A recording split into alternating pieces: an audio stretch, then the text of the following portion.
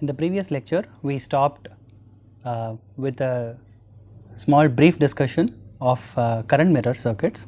So, in this lecture, we are going to take that forward to see a few different types of current mirrors.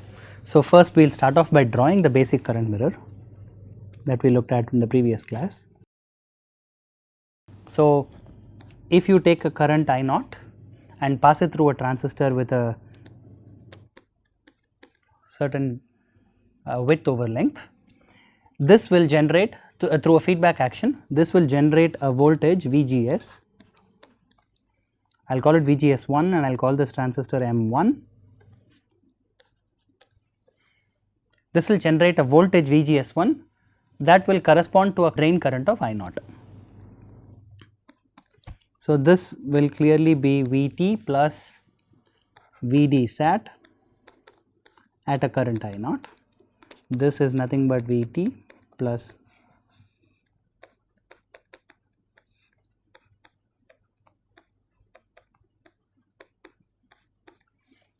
this will be the voltage generated. Now, this voltage can now be applied to a second transistor,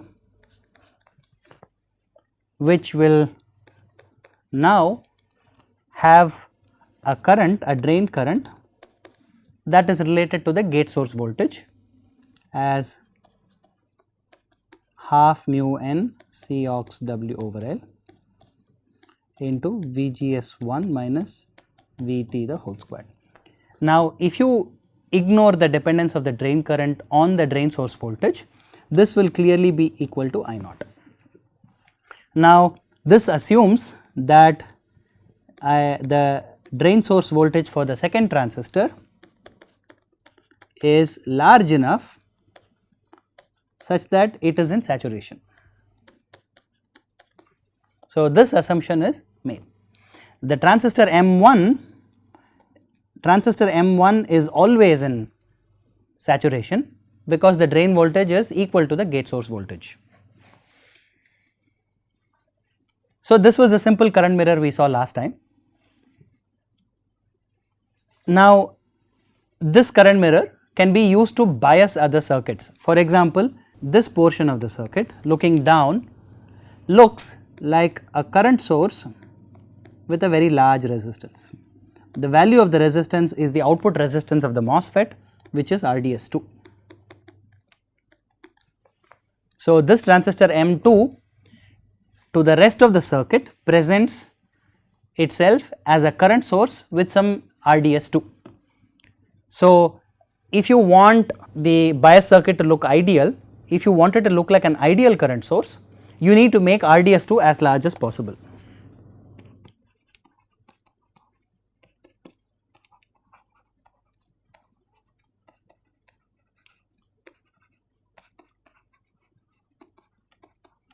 So, this is going to be one of the design constraints. Now, normally RDS2 of course depends on the bias current, but since we are constrained to have a bias current of I naught, RDS2, large RDS2 also means large length, because as it turns out, the longer the transistor is, longer is the length L, larger will be the RDS2, but there is a certain limit beyond which you cannot increase RDS2.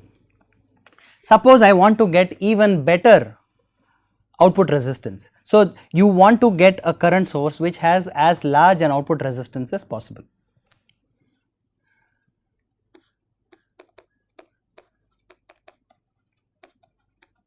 So, that is our goal.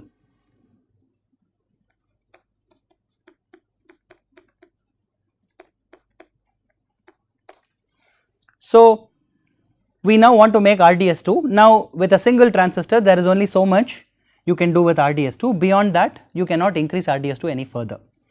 So, we want to look at circuit methods to increase RDS2. So, one way to do that is to use a different circuit technique. Now, to do that, let us start by adding a resistance R in the source path of the transistor M2. This was VGS1, which is the same as VGS2. I am going to add a resistance R in the source path of M2. I now want to find out what the output resistance is for this particular configuration. So, let us assume that the transistor has a GM and an RDS. So, now to find out the small signal output resistance, I will draw the small signal equivalent circuit. VGS1 is generated by the current mirror, the mirror portion, the left side portion of the current mirror, that will be at signal ground.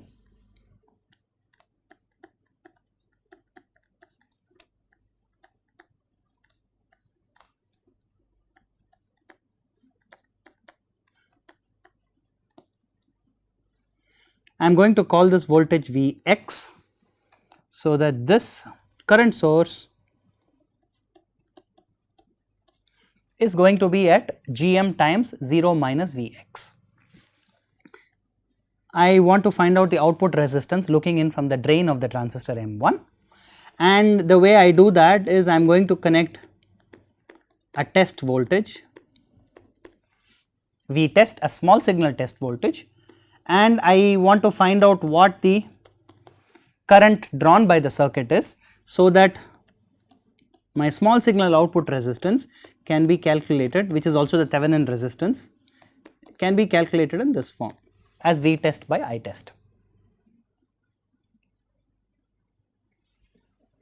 Now, to do that, so I am going to notice several things. I am going to note that the current I test flowing in is going to split into two paths in this way, and eventually is also going to flow through the resistance R.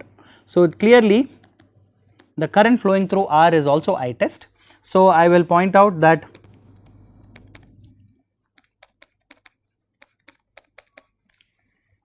is equal to I test times R. Then I will perform KCL at the two nodes to figure out what the relationship is between Vx, V test and I test. So, I am going to perform KCL at the drain node. Those of you who have seen the voltage controlled current source or a source degenerated circuit will know this expression already, but I am doing this for the benefit of all the others who have not seen this circuit before. So, the current flowing in is I test, that splits as V test minus Vx by RDS, that is the current flowing in the right side portion of the circuit, plus minus Gm Vx. So, now I am going to write, for ease of writing the equations, I am going to say that RDS is 1 over GDS, so that I test can be written as GDS times V test minus GDS times Vx, and I am going to write it in this form.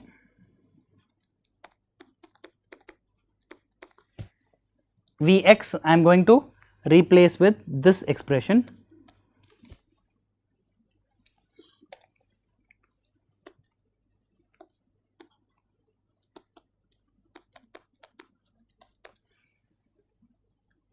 and now I am going to group together all the terms of I test on one side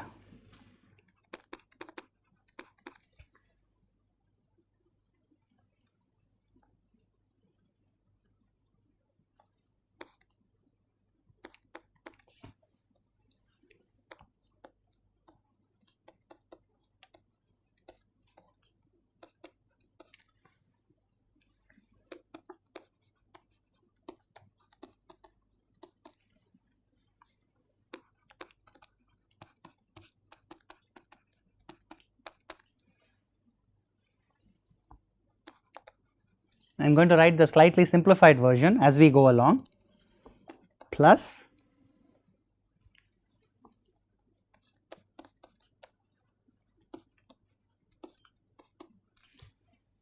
in other words, this R out expression is nothing but small rds plus capital R plus GM rds times R, and as you can see, this is the dominant term. Since GM rds is the intrinsic gain of the transistor, this is the dominant term among all of these terms, and I will write this as approximately being equal to GM rds times R. So, note that if I add a resistance looking in at the drain, if I add a resistance at the source, the impedance looking in at the drain is a magnified form of this resistance. So, now I can of course use this, because I can now create a current mirror in this form. I will need symmetric circuits on both sides. So, I will need to add the resistance R on both sides.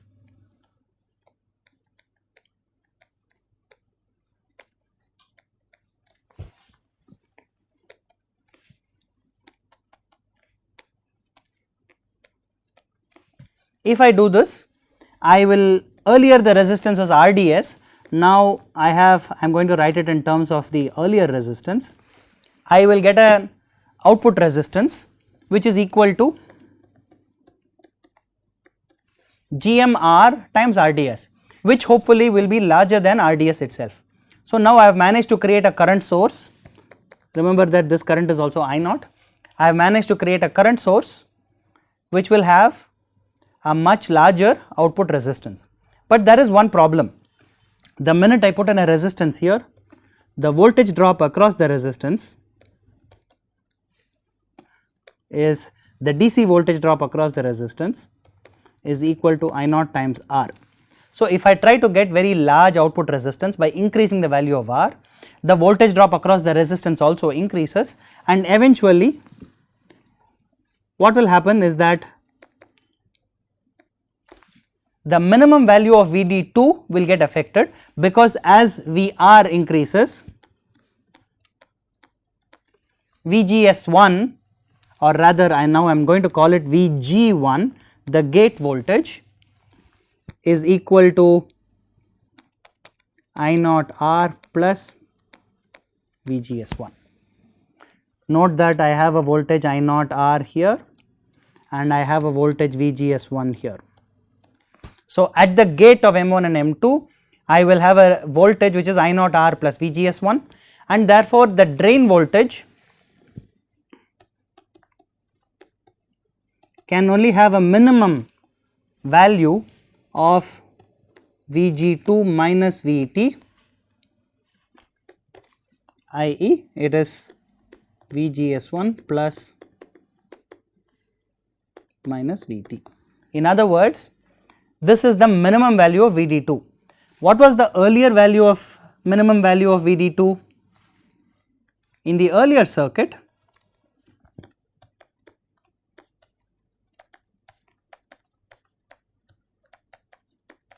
the minimum value of VGS1 was VGS1 minus Vt. Now you have an extra term I naught R. So, clearly what is happening is, it looks like a better current source, but now the voltage compliance at the output has now gotten worse. So, I cannot arbitrarily increase the resistance R, I need to find out a different way of doing this. So, now I want to get a large resistance R. So, the next question is,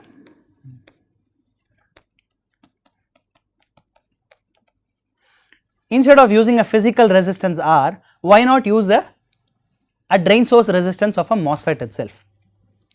In other words, I am going to use the small signal resistance, drain source resistance of the MOSFET to generate this R. Hopefully, in DC it will look better. Let us look at this.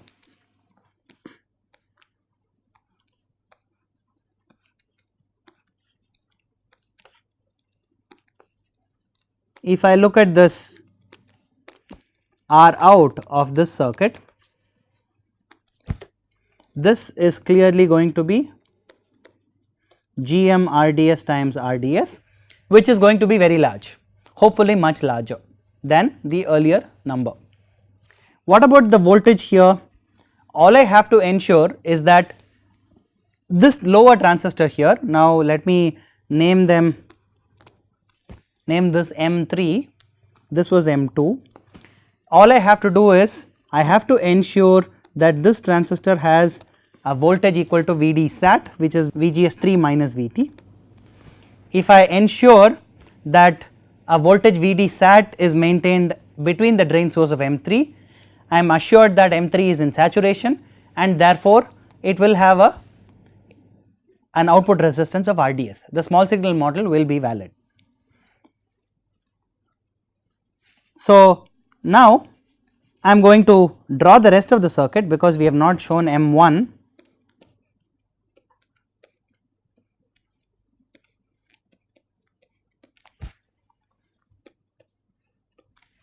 This is M1. Now note that I need to generate a voltage for M3, and I am going to generate that using a fourth transistor. I am going to call it M0 since it is on the left side. Now I still need to connect the gates, the common gates of M0 and M3 to some node, and this happens to be a convenient node. So now I can calculate what the voltages are in the rest of the circuit. So let us quickly do that. I am going to do the analysis for it here, up here. So note that VGS naught, I am going to assume for this, I am going to assume that all transistors have the same width and length.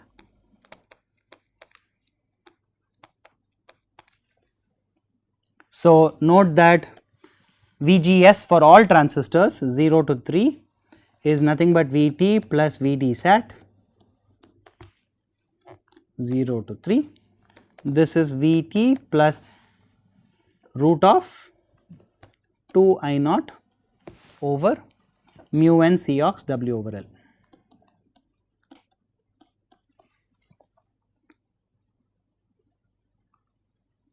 Since all transistors have the same bias current and the same width and length, this VGS will be valid for all transistors. So now I need to find out what the bias voltages are in the different parts of the circuit. So clearly the output voltage is some drain voltage is some VD2. Now I will denote this voltage by VD3, this voltage by VG0 and this voltage by VG1. And I am liberally going to use the term VD sat because that is much easier to use instead of writing the current expression in terms of currents and mu n Cox.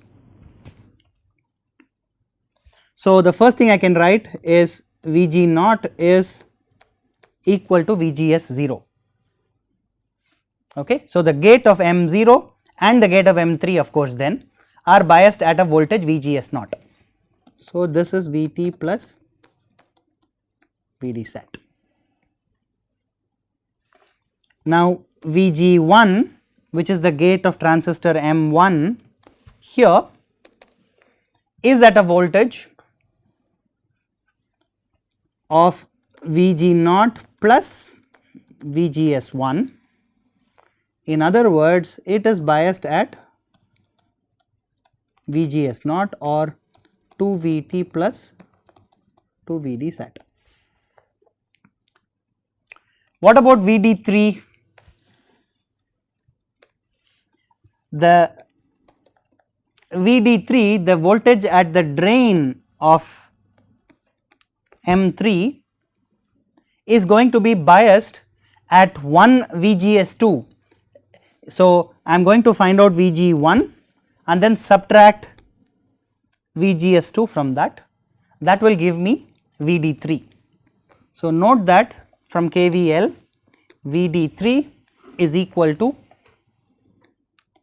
VG1 minus VGS3 and this is equal to VT plus VD sat again. Okay. So, in other words, the voltage at the drain of M3 is at a voltage not Vd sat but Vt plus Vd sat. So, it is at 1 VGS above ground. Now, if I start reducing the voltage at the output, let us see what happens. I am just going to look at the output nodes. So, I am going to start reducing Vd2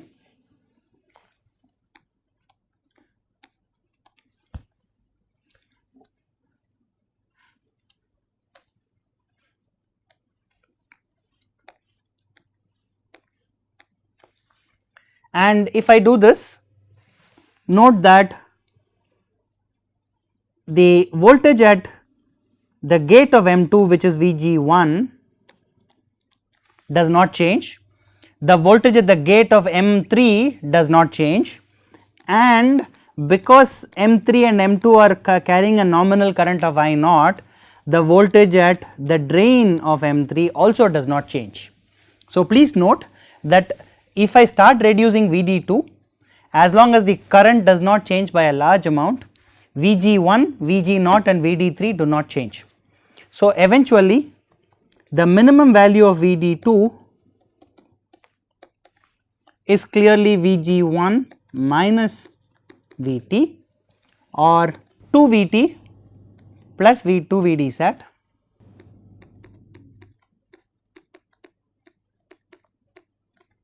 minus Vt or Vt plus 2 Vd sat.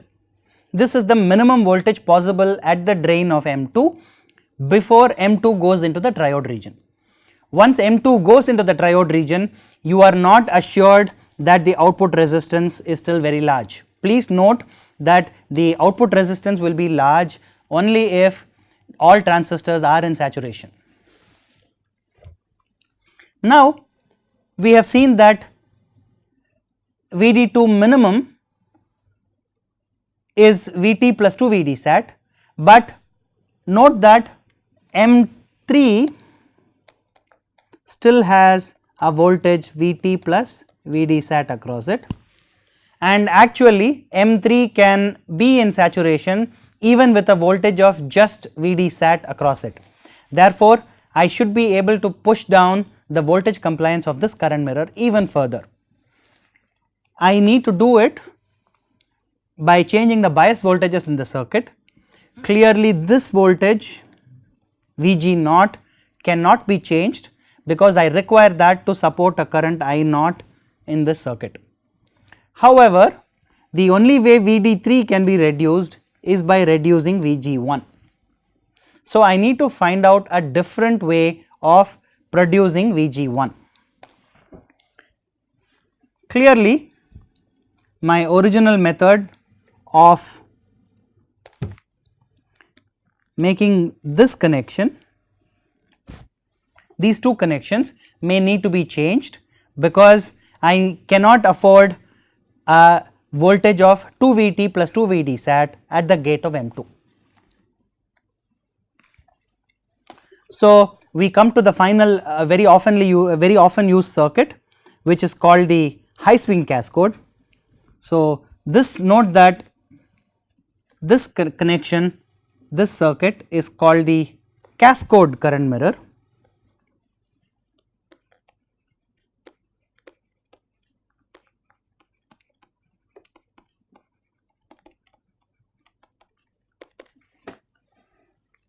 The configuration where you have one transistor stacked on top of another in this configuration is called a cascode, and this circuit is called a cascode current mirror. The next circuit we want to look at is what is called a high swing cascode.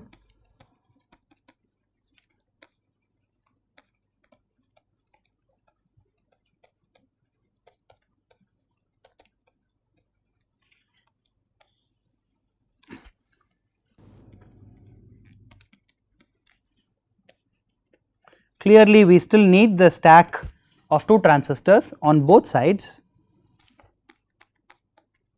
to generate the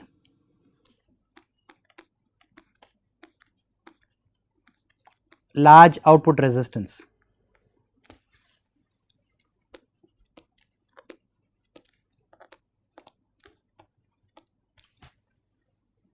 However, I want to change the bias voltages at these two nodes.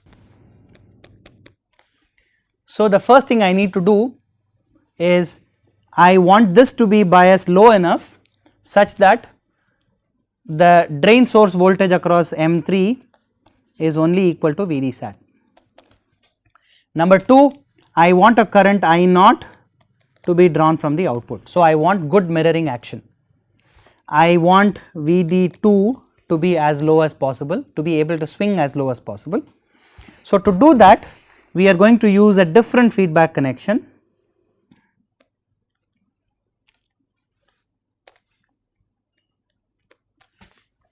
So, if you make this connection, this will ensure that this voltage Vg0 will still be equal to Vgs0. So, this is also a case of negative feedback, just like the original current mirror. This voltage will be equal to Vt plus Vd sat. Now, we still have a problem of generating this voltage, which is Vg1. So, the way we do it is we will use a third or a fifth transistor to generate this voltage.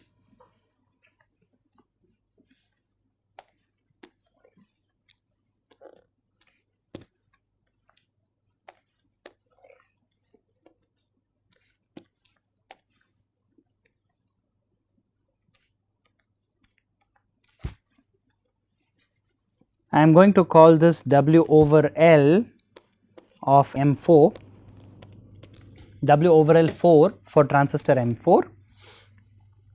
Now, we know the condition now. So, we wanted Vd3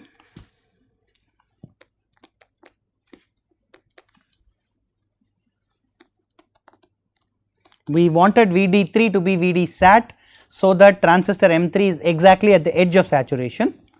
We want, therefore, we want Vg1, which is this voltage. We wanted the gate of M1 and M2 to be at a voltage equal to Vd sat plus Vgs2. In other words, this should be equal to Vt plus 2 Vd sat. Note that Vgs2 is Vt plus Vd sat. And if this happens, the drain of M0, which is I will call Vd0, Vd0 will be equal to Vg1 minus Vgs1, and that will also be biased at a drain voltage of Vd sat. What about the size of M4? We will size M4, we will choose W over L of M4 such that Vg1 is equal to Vt plus 2 Vd sat. So, I am going to write down the relationship for M4. So, Vgs4 is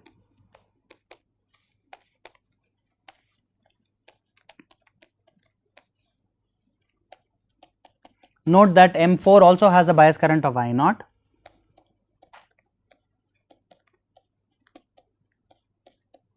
This is the current voltage relationship for M4, and note that we want Vg1 which is equal to Vgs4. Please note that in the previous connection this voltage Vg1 is the same as Vgs4. So, we want Vgs4, we want Vg1 to be Vt plus 2 Vd sat.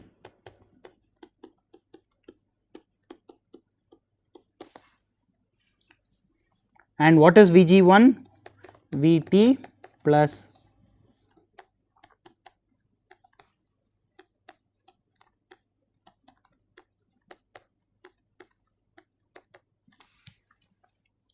this is the expression. So, now if Vg1 is the same as Vgs4. I am sorry, I have missed a 2 number here. This implies that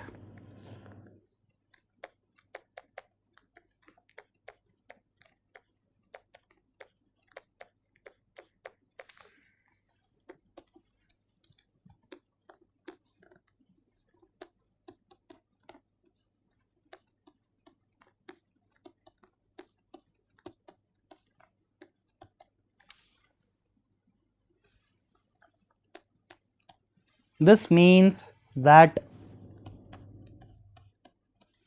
W over L of transistor 4 is going to be 1/4 the W over L of the other 4 transistors 0 to 3. Okay. So, now the design condition is clear. If you have a current I naught here, if you have a current I naught flowing through M4, the size of M4 should be 1/4 the size of the other 4 transistors. If you do that, the voltage generated at the gate of M4 will be exactly equal to Vt plus 2 Vd sat, and if this is done, Vd2 minimum in such a condition, Vd3 will be equal to Vd sat, Vg1 is Vt plus 2 Vd sat,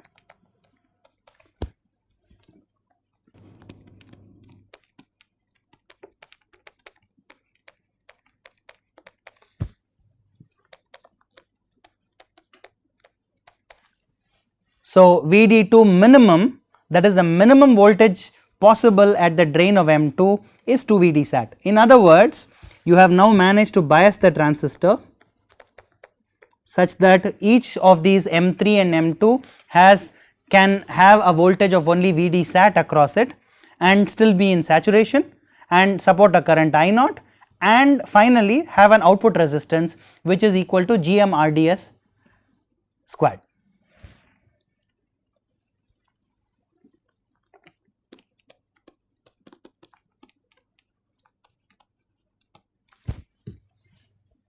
So, this is a very commonly used current mirror. It is called the high swing cascode current mirror.